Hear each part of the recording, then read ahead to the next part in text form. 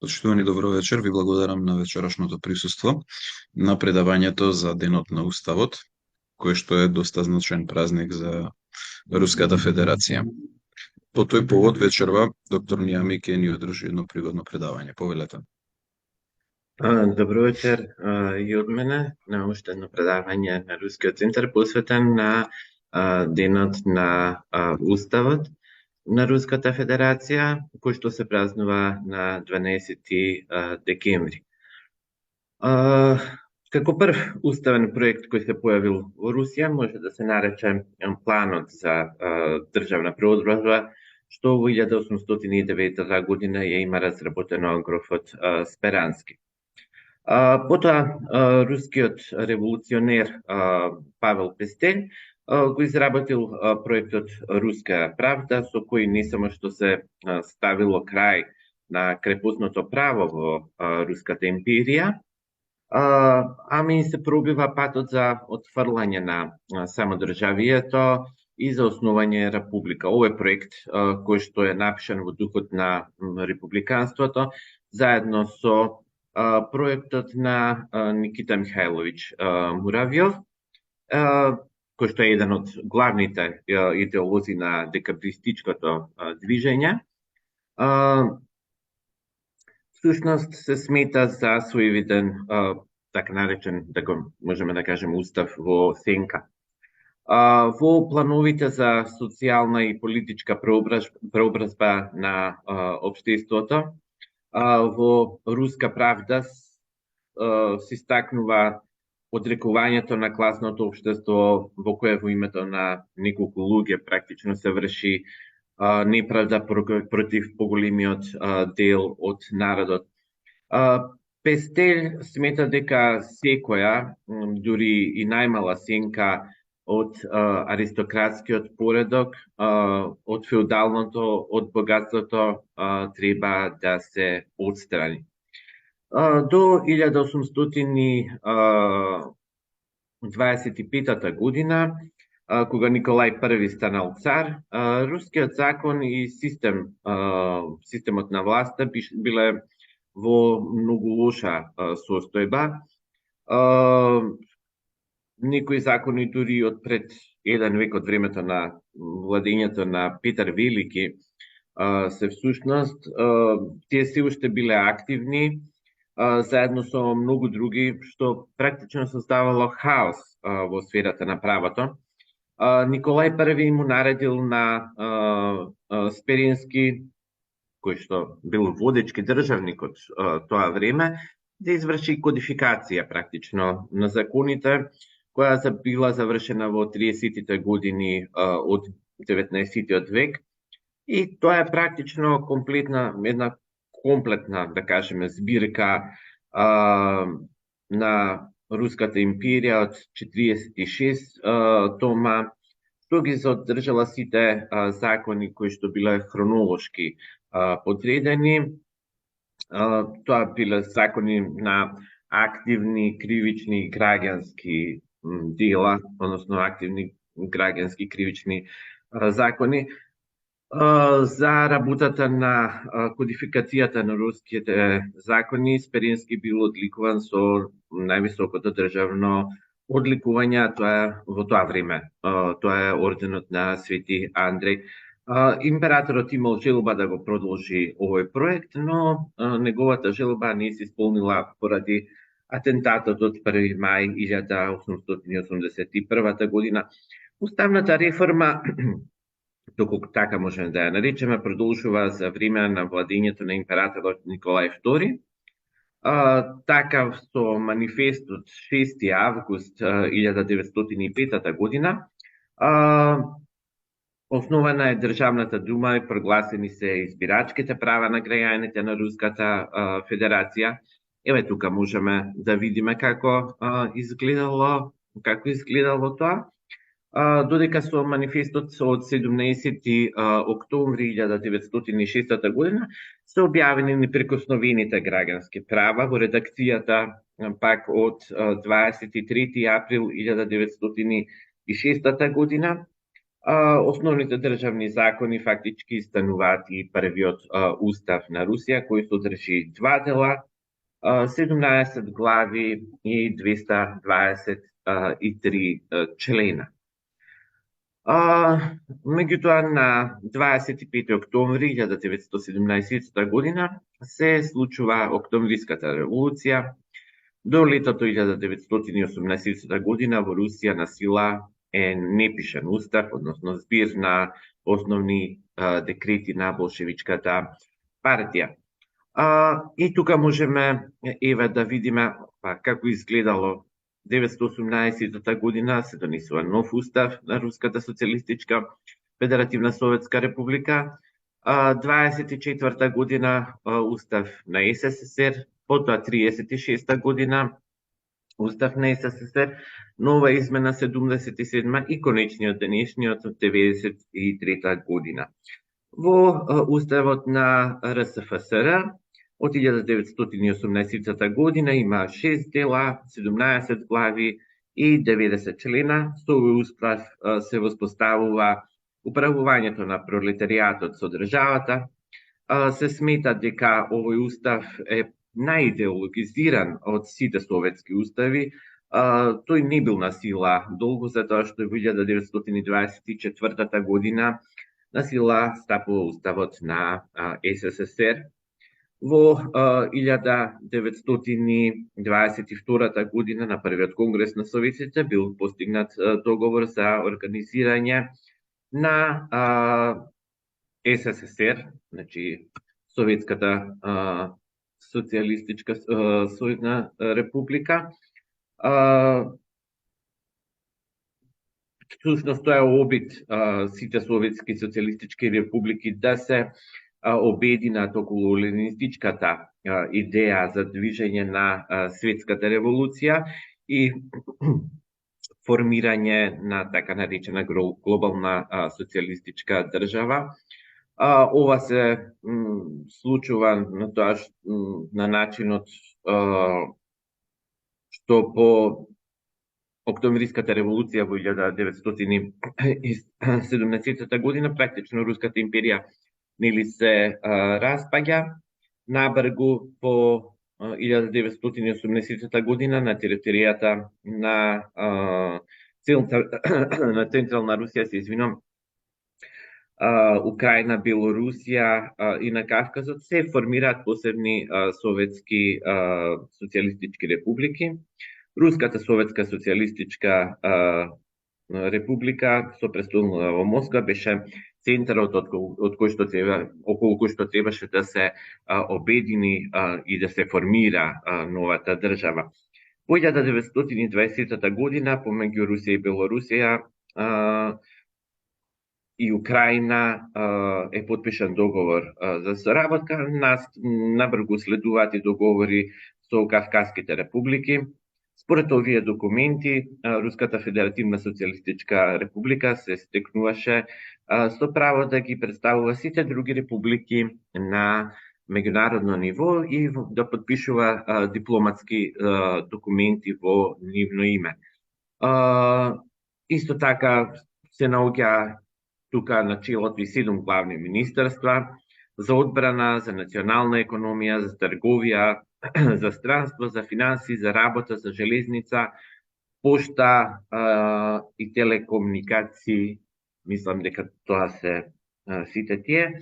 На 30 декември 1922 година на првиот сојузен конгрес на Советите беше потврден договорот за формирање на СССР, кој го подпиша Руската, Транскавказската, Украинската и Белоруската Советска република.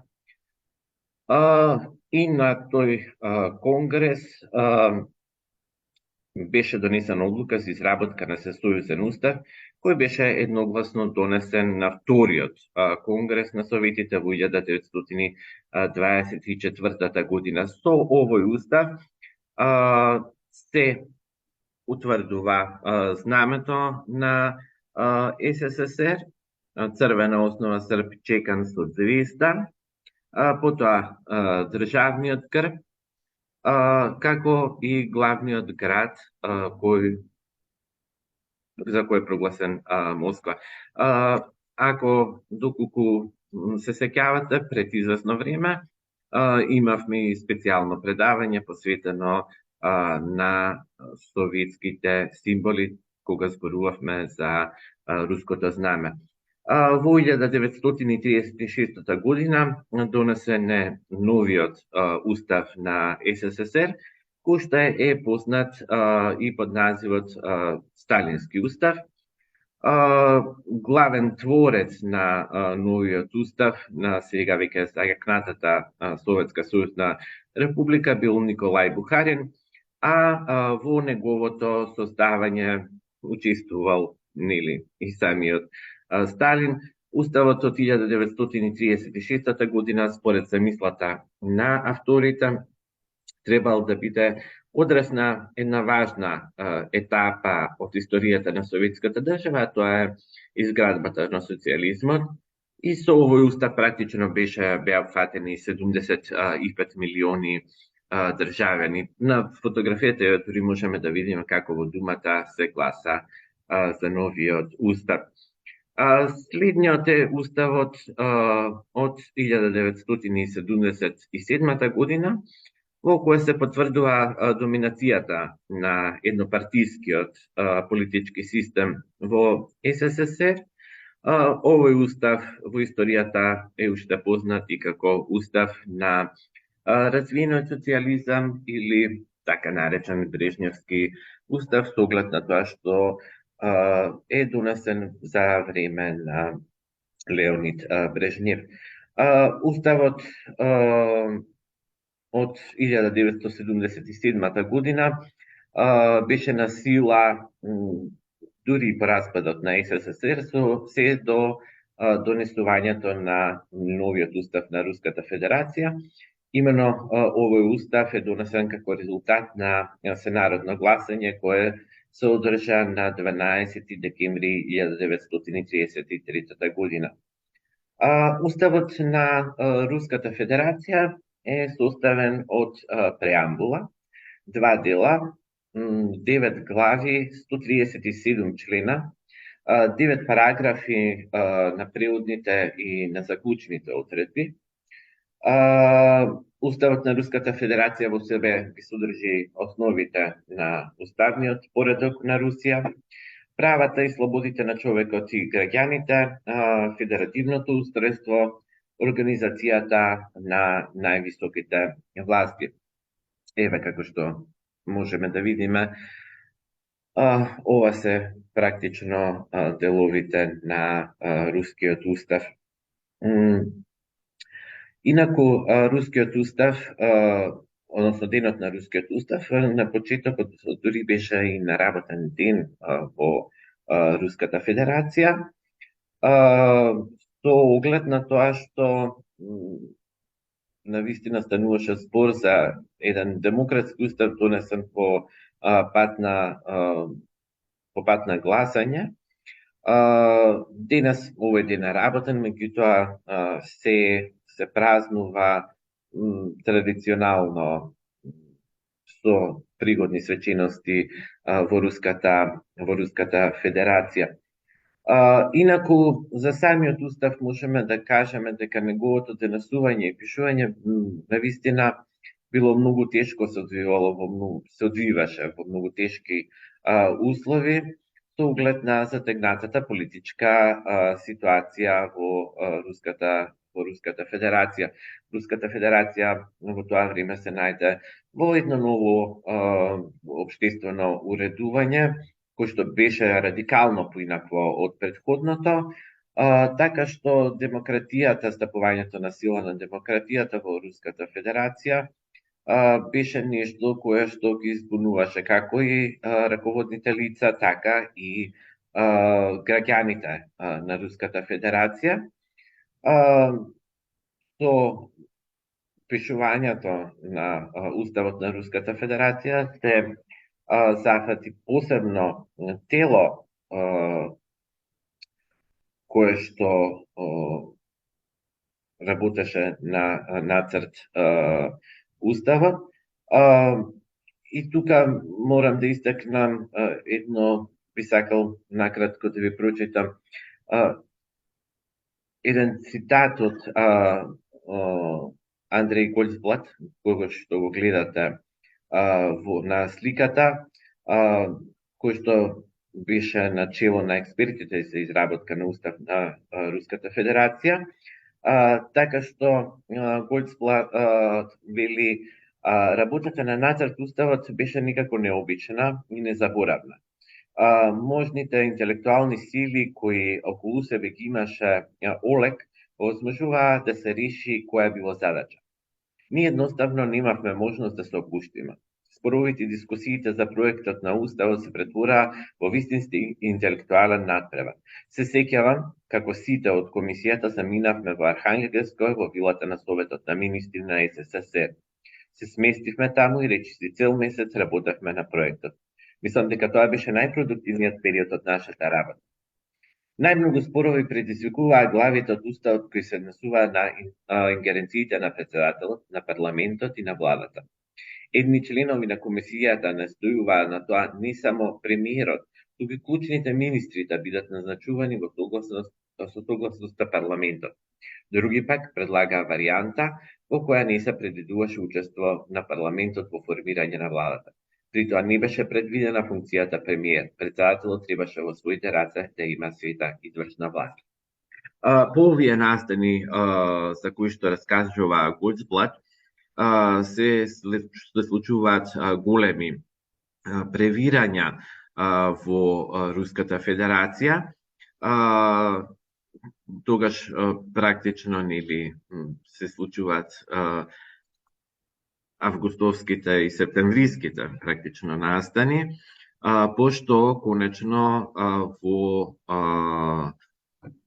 прво читање, односно пред думата е донесен нацрт законот, нацрт уставот на Руската Федерација, кој беше изгласан и кој што до ден денес функционира.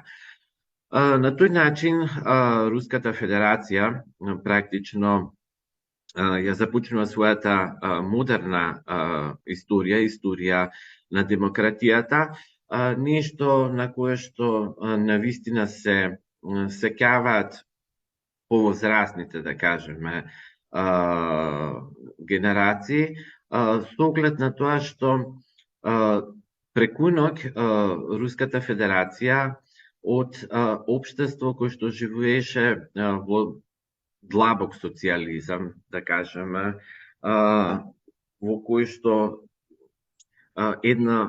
една партија имаше целата моќ и практично челниците на таа партија беа стожерот на цела една држава, одеднаш се премина на една демократија, која што пак резултираше до тие бурните и немирни 90-ти години во Руската Федерација, кои што ќе останат запишани во историјата на Русија. Така што донесувањето на уставот на Руската Федерација за денешна Русија практично е еден голем и сложен чекор за воспоставување на новото руско општество. Морам да истакнам дека ваквиот пресврт, односно навлегувањето во едно сосема поинакво општество, практично значеше шок и за самите граѓани, и за самото општество кои што се уште се сметаат за многу млади. Рускиот устав е само 29 години, што е многу малку за еден устав, исто како што е млада истовремената демократска Руска Федерација. И понекогаш кога се зборува за разликите во односот кон демократијата и кон општеството на современата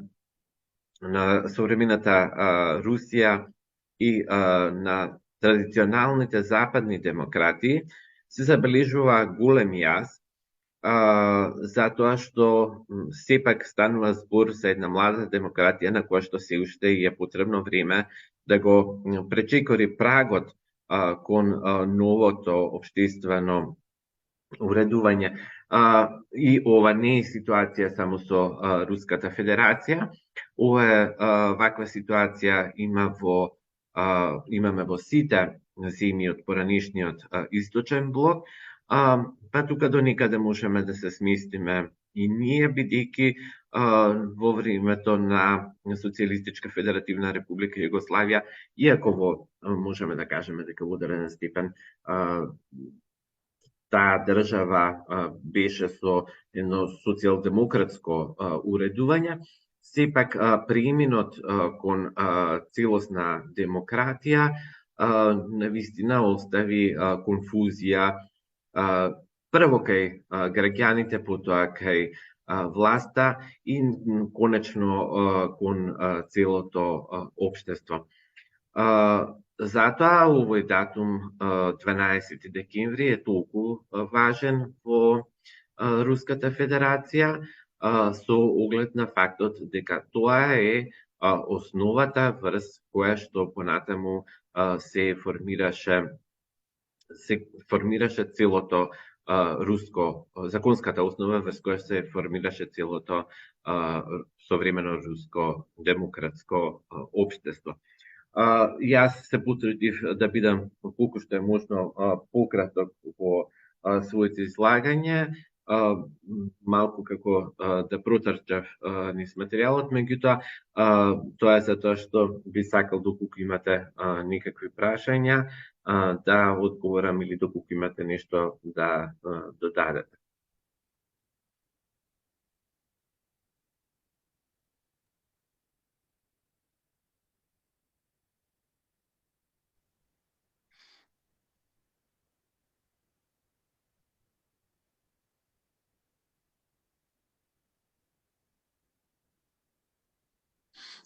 Повелете доколку има некое прашање.